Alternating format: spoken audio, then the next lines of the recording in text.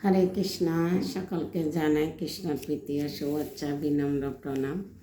আজকের প্রশ্ন হচ্ছে, দেহ আত্মার মধ্যে পার্থক্য কী?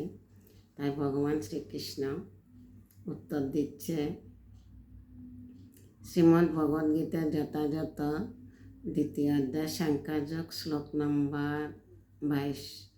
ভাষাংসি জিন্নানি যথা বিহায় নবামি গির্নাহতি নরহ পরাণি তথা শরীরানি বিহায় জিন্নান্য ন্যানি সংজাতি নবামি দেহি। মানুষ যেমন জীর্ণ বস্ত্র পরিত্যাগ করে নতুন বস্ত্র পরিধান করেন, দেহি তেমন জীর্ণ শরীর ত্যাগ করে নতুন দেহ ধারণ করেন। তা শ্রীকৃষ্ণ অর্জুনকে বুঝাচ্ছে, আত্মা অবিনশ্বর আর দেহ হচ্ছে যে নশ্বর। এই দেহ একদিন নষ্ট হয়ে যাবে।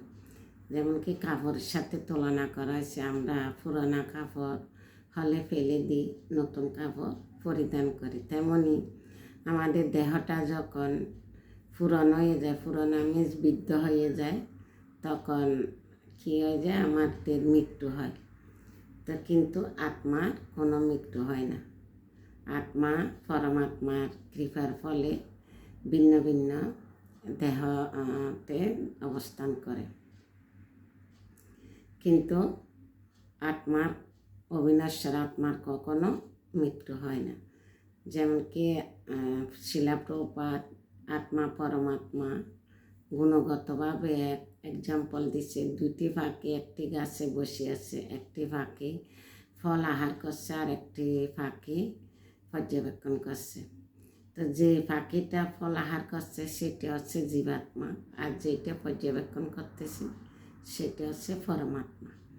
আমাদের মধ্যে দুইটা আত্মা আছে, আত্মা আর পরমাত্মা।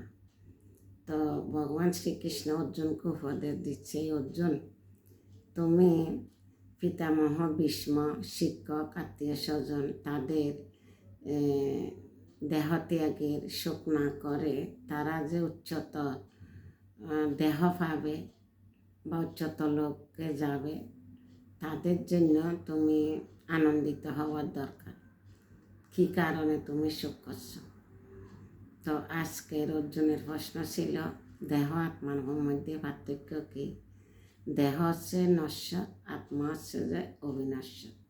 এই যে কাপড়ের সাথে তুলনা করছে, আমরা যে কাপড় পুরানো হলে ফেলে দিই, তদ্রূপ আমাদের দেহটা পুরানো কাপড়ের মতো।